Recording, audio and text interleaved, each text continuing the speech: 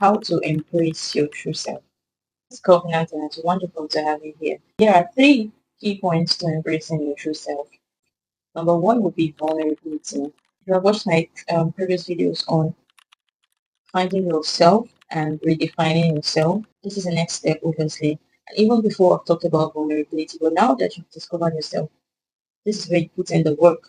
You've got to be vulnerable. You've got to shift from what you're used to. You've got to allow yourself to go through things you're not used to going through, right? So you're going to have to allow yourself to go to places you're not really comfortable going, talking to people you're not really comfortable talking to, doing things you're generally not used to doing. You've just got to be vulnerable. You have to be willing to take risks. You have to be open and you have to be honest. And even in this, you also have to have your journal. The journal is very necessary, I keep saying, for self-discovery, right? You have to journal your feelings as the days go by. It's a process, so you take it step by step. You give yourself time and you write. And you see when you're writing, you see that it gets better, you see where it's not so good, you see what to touch upon, you see how to make adjustments, right? This is really, really, really important. This would allow you to be able to meet new people, form new relationships, cross boundaries where you haven't crossed before, and set up a new identity, set up a new life. Because a new life, most times, comes with a new set of people, a new environment, a new pretty much everything, right? Including a new you.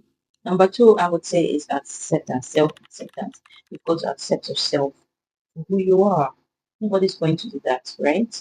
You are the one who's going to set limits, set boundaries, set rules around your own life with your family and your workplace, wherever you are, right? The way you treat yourself, the boundaries you set for yourself, are the boundaries other people are also going to set for you or follow when it comes to you, right? You hold the power in your hands and you should make use of that power. And finally, this is a quick one. Number three, authenticity, right? You got to work in that authenticity. No matter what, get used to it. And before you know it, it will just be natural, very natural. Firstly, you've got to work in that authenticity. It's very important. You can't skip it. You can't skip it. If you skip it, you skip being your true self. Figure out what you are, who you are, the likes, the dislikes, and everything else that's around. Now, all that's left is to just step out and do. Thank you for watching.